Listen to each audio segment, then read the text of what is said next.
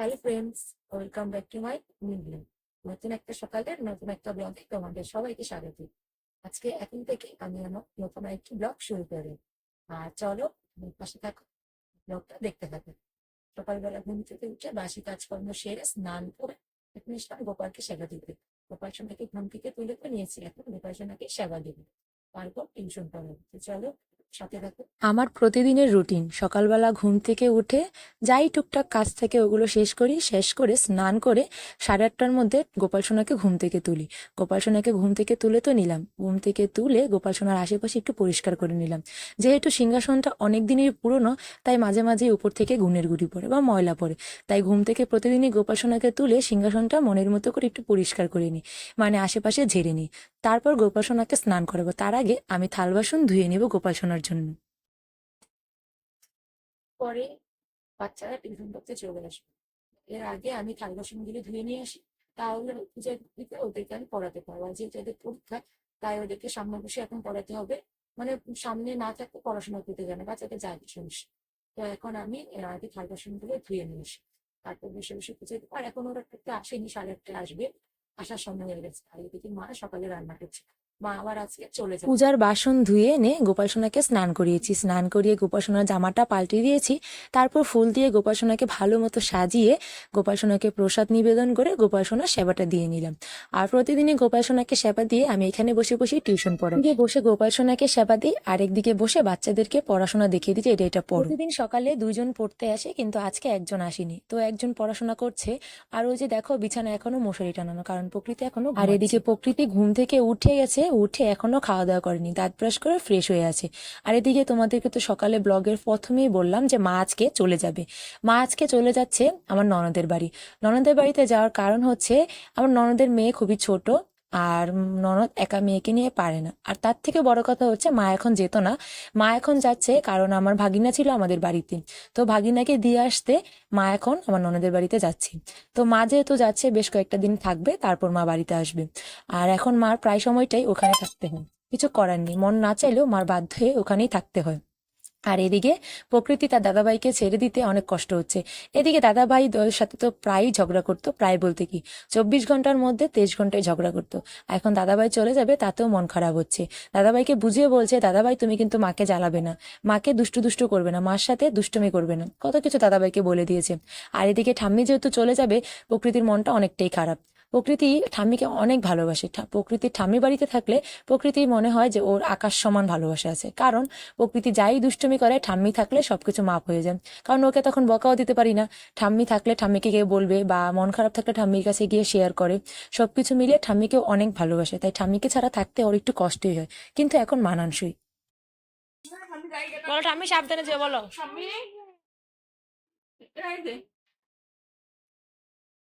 সাবধানে যাইন, মোবাইল লেছেন নি না, জ্বালাইও না দিদারে। কি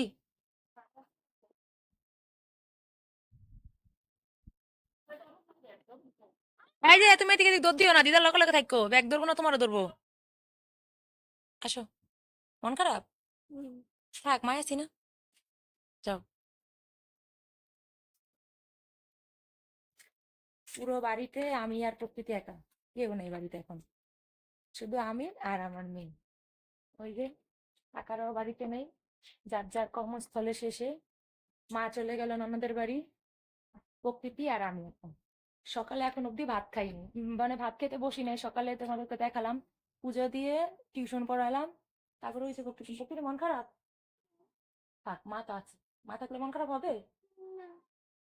তো ভাত খাইতে বসি নাই, ভাবছি যদি মা বের হয়ে যায় তাহলে মানে সাথে বেরোতে পারবো না, তাই জন্য থাক, ভাবলাম মা বের হলে পরে একসাথে খাবো। এখন প্রায় বাজে 11টার কাছাকাছি, 11:15 তো বাজেই। তা আমি আর প্রকৃতি এখন ভাত খাবো।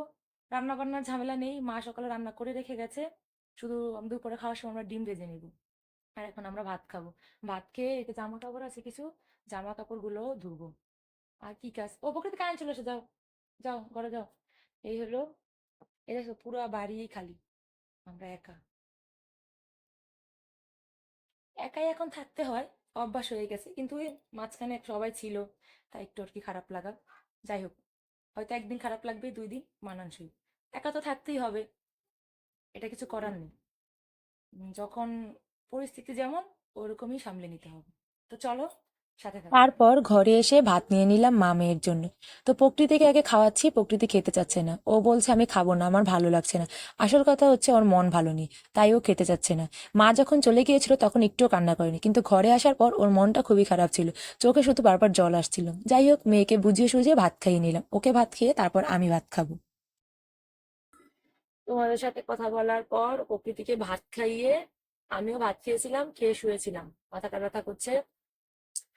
আজকে সকাল থেকে ভিজা মাথায় যখন স্নান করেছি, স্নান করার পর চুল বেঁধে রেখেছিলাম, তখন থেকে মাথাটা প্রচন্ড ব্যথা করছে। তো মা চলে যাওয়ার পর আজকে কোনো কাজও ছিল না, এতক্ষণ শুয়েছিলাম। আর এই যে প্রকৃতি, এটা দেখো খেলা করেছে বসে বসে খাটের অবস্থায়। এই যে এখন বসে ড্রয়িং করছে।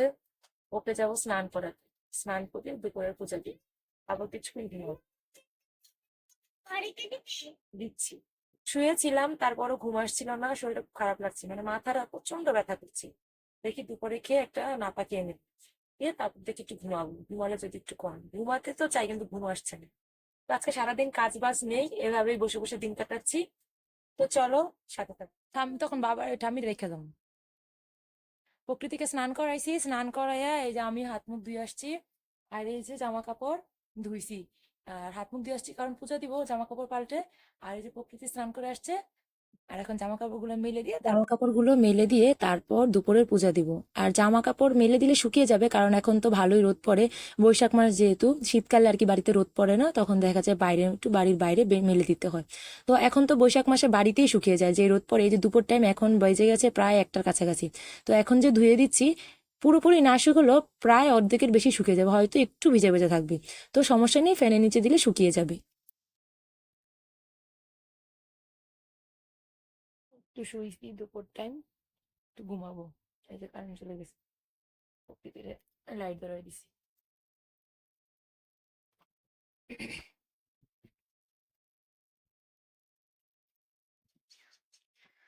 একটু শুয়েছিলাম, যে দুপুর টাইম ভাত খাওয়া দাওয়া করে একটু ঘুমাবো। মাত্রই চোখটা লেগে এসেছে, আর দেবর ডাক দিয়েছে দরজা লাগানোর জন্য। আবার একটু চোখটা লাগছে, আবার কারেন্ট চলে গেছে। এখন আর ঘুমাবো কি, 10 মিনিট কম 4টা বাজে। এখন তো পোলাপানি করতে আসবে, টিউশন করতে আসবে। তো আর ঘুমালাম না, উঠে গেলাম। আর ফোনে যেহেতু বক বক করছি, বক বক তো আর ওই রুমে করতে পারবো না, প্রকৃতি উঠে যাবে। এখন বসে আছি এই রুমে, জানালায় এসে একটু বাতাস আছে, দেখি ওরা পড়তে আসলে ওদেরকে পড়াবো। কারেন্ট বাবাজিও ভদ্র হয়ে গেছে। কারেন্ট বললাম তোমাদের, কারেন্ট গেছে 20 মিনিট, 25 মিনিট, তার মধ্যে কারেন্ট চলে আসছে। কারেন্ট আসছে, প্রকৃতিকে ফ্যান অফ করে দিয়েছি, যে প্রকৃতি ঘুমাচ্ছি। ওকে এই ফ্যানটা চালু করে দিয়েছিলাম, বাতাস গেছে। এখন তো কারেন্ট এসে পড়েছে। আর আমার তো ছেলেমেয়ের এসে পড়েছে। তো এখন টিউশন পড়াবে, তারপর বিকেলের কাজ আছে। আজকে তো আর মা বাড়িতে নেই, যে বিকেলের কাজ করে রাখবে। আমার আর কোনো ঝামেলা হবে না। কাজটা তো নিজেকেই করতে হবে। আবার সন্ধ্যাবাতি পুজো সবকিছু আজকে আছে, আমাকেই করতে হবে। চলো, ব্লগটার সাথেই থাকো, আর ব্লগটা কিন্তু স্কিপ করবে না, দেখতে পাবে।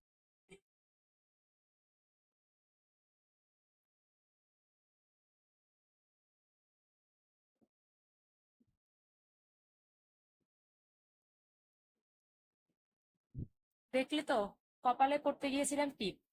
সন্ধ্যাবেলা যখন হাত মুখ ধুয়েছি, সন্ধ্যাবেলা যখন হাত মুখ ধুয়েছি, ধুয়ে গোপাসনাকে পুজো দিয়েছি, তখন সিঁদুর পড়েছে, টিপ পরা হয়েছে। এখন ভাবলাম যেহেতু ভিডিওতে আসবে তো টিপ পরি। টিপটা পড়তে এসে যেই আমার হাত থেকে ফসকে টিপের বক্সটা পড়ে গেছে। আজকে সারাদিন তো অলস ভাবে কাটিয়েছি, তাই এখন কাজ আর পাচ্ছিলাম না। তো এখন আমাকে বসে বসে এই টিপগুলো দেখো, এই সব দেখো কি অবস্থা, বুঝতে দেবো। আরো তো এই যে চিপায় চাপায় পড়ে আছে, ওই যে দেখতে পাচ্ছ কিনা জানি না।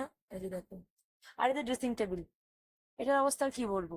এইটা আমি যতই গুছাই ততই প্রকৃতিটাকে ময়লা করে। এরকম একটা অবস্থা, ঘরের যা অবস্থা, এই যে দেখো এক কোমর হয়ে আছে জামা কাপড়। এগুলো এখন সব বসে বসে বসে গুছাবো। গুছিয়ে তারপর, এখন তো কাজ নেই, 8টা 15 বাজে। তো পূজা টুজা দেওয়া হয়ে গেছে। আর এই যে এদিকে প্রকৃতি পড়তে বসেছি। প্রকৃতি পড়াশোনা করুক, আমি এগুলো কাজগুলো করি। ভেবেছি এই কাজগুলো করব। আলমারিটার অবস্থা খুব খারাপ হয়ে আছে, ভেবেছি আলমারিটা পরিষ্কার করবো। আমি আমার গোছানো কাজ কোথায় করব, আমার অগোছানো কাজের বেড়ে গেছে, এরকম একটা অবস্থা। তো চলো, সাথে থাকো। আর আজকে সারাটা দিনের ব্লগই তোমাদের সাথে, মানে অনেকটা কি বলে, কাজ ছাড়া ব্লগ শেয়ার করেছি। আর আজকে সারাদিন বসে বসেই খেয়েছি, কোনো কাজই ধরতে গেলে করিনি, এরকম একটা অবস্থা। আর কাজ ছাড়া থাকলে কি বলে, শরীরে অলসতা বেড়ে যায়। এখন বসে বসে টিপগুলো গুছাবো, চিপা চাপা যেগুলো পড়েছে ওগুলো তুলবো। আর এদিকে প্রকৃতি পড়তে বসেছে, প্রকৃতিকে হাতের লেখা দিব।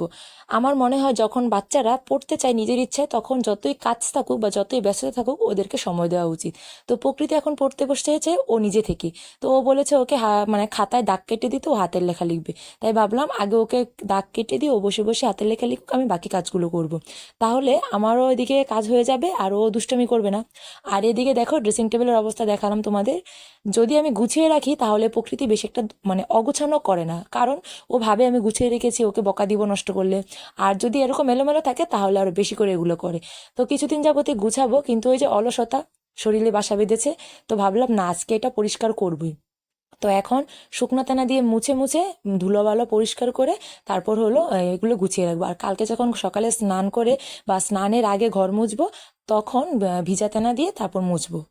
আর এদিকে দেখো গুছিয়ে সুন্দর করে রাখলে দেখতেও কতটা সুন্দর লাগে। এখন যে আমার ড্রেসিং টেবিলটা যে আগের দিনের বা ভাঙাচোরা, তাও ড্রেসিং টেবিলটা দেখতে কতটা সুন্দর লাগছে। আর এই হলো ড্রেসিং টেবিলটার লুক। আর ওই যে দেখো প্রকৃতি ওইদিকে বসে বসে পড়াশোনা করছে, মানে হাতের লেখা লিখছে। আর আমি এখন জামা কাপড়গুলো গুছাবো। ড্রেসিং টেবিল তো গুছালাম, অনেকগুলো জামা কাপড় আছে, এগুলো এখন গুছাবো। আর জামা কাপড় গুছাতে যাওয়ার আগে যেটা ভাবলাম, যে খেলনাগুলো সব একসাথে করে রেখেছে প্রকৃতি।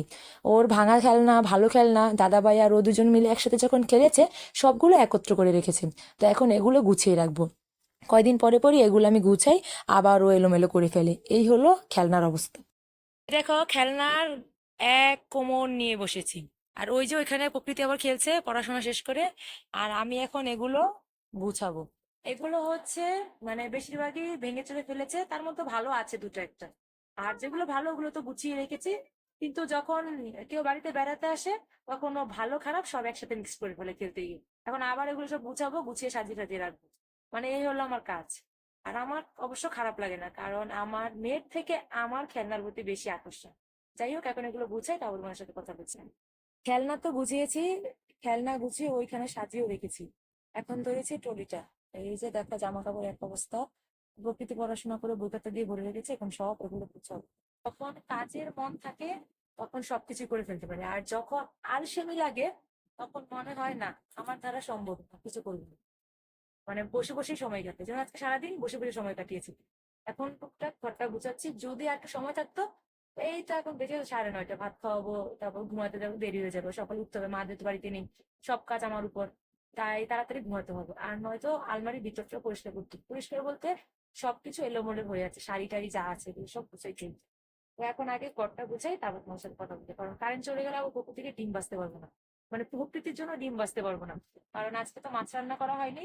দুপুরে ভাজি টাজি দিয়ে খেয়েছে, এখন কতক্ষণ রাত্রে ডিম ভাজি করবো। আর আমার জন্য ডিম ভাজি করবো, তাই জন্য কারেন্ট চলে গেলে তো বাঁচতে পারবো না, যেহেতু সিলিন্ডার শেষ। তাই এখন আগে ঘরটা গুছিয়ে নিই, কারেন্ট থাকতে ডিমটা এই যে বিছানার সাইডটা গুছানোর পরে এই অবস্থা। আর বালিশের কাবারে, মানে কাবারটা ধুয়ে দিয়েছি, ময়লা লেগেছে তাই এখনো লাগানো হয়নি। এই যে দেখো ড্রেসিং টেবিলটা সুন্দর করে গুছিয়েছি, তারপর ট্রলিটা সুন্দর করে গুছিয়ে প্রকৃতির খেলনাগুলো ড্রেসিং টেবিল ওখানে রেখেছি। এখান থেকে ও বারবার বের করবে, আবার ওই সাজিয়ে রাখে। আর ঘরটাকে মানে বিছানাটাকে ঘুমানোর জন্য উপযুক্ত করেছি। আর ল্যাপটপটাও চার্জে দিয়েছি, অনেকদিন ধরে চার্জ দেওয়া হয় না। আজকের ব্লগটা এখানেই এন্ড করছি।